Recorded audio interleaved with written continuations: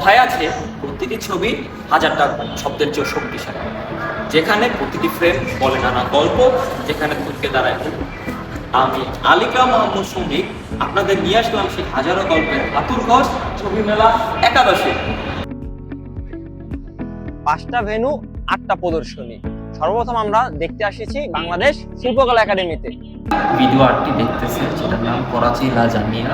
এটা শিল্পী মালকানি এবং শিল্পী শাহানা 2015 সালে করাচিতে সে অবকাঠামোর নামে যে সাধারণ জনগোষ্ঠী যে শোষণ করা হচ্ছিল সেটা তুলে ধরতে চেয়েছে। শিরোনামহীন এই আর্ট কর্মটিতে ওয়ালিদ সাদ্দাম মানসিক জগৎ এবং প্রাকৃতিক জগতের মধ্যে যে ব্যবধান সৃষ্টি হয়েছে সেটা ফুটে তুলতে চেয়েছিল। কিছুই না জানার এক রাত পায়েল কাপাডিয়া তার শিক্ষার্থীকালীন সময় একটা চিঠি লিখেছিল তার প্রেমিকাকে, সেখানে সে তার যে ঘটনাগুলো ঘটেছিল সেগুলো ফুটিয়ে তুলতে চেয়েছে তার এই শিল্পকর্মটির মাধ্যমে। আজকে দ্বিতীয় দিন আমাদের ভিডিও আর্ট প্রদর্শনীর প্রথম যে ভেন্যু সেটা আমরা আজকে চলে এসেছি। আমাদের প্রথম ভেন্যু আজকের দিনের Alliance Française de Dhaka.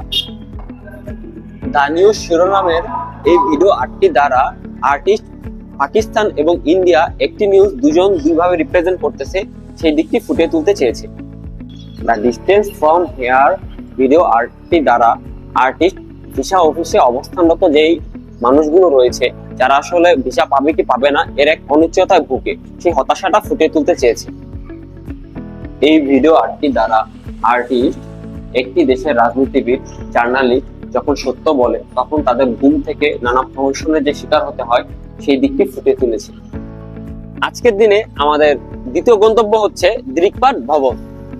Nothing can heal the own এই শিরোনামের ভিডিও আর্টটি দ্বারা আর্টিস্ট সমাজে ঘটে যাওয়া মব এবং যে কোনো অপ্রীতিকর ঘটনা যা আমরা খুব অল্প সময় ভুলে যাই সেটি ফুটিয়ে তুলতে চেয়েছে।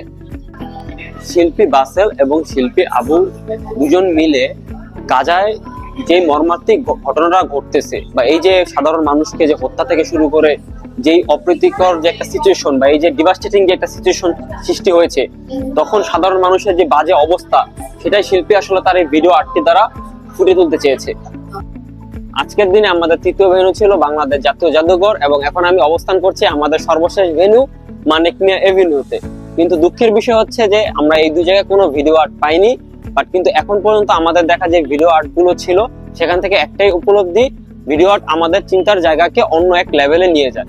তো দেখা হবে অন্য কোনো ছবির কথা নিয়ে, অন্য কোনো ভিডিওর গল্প নিয়ে।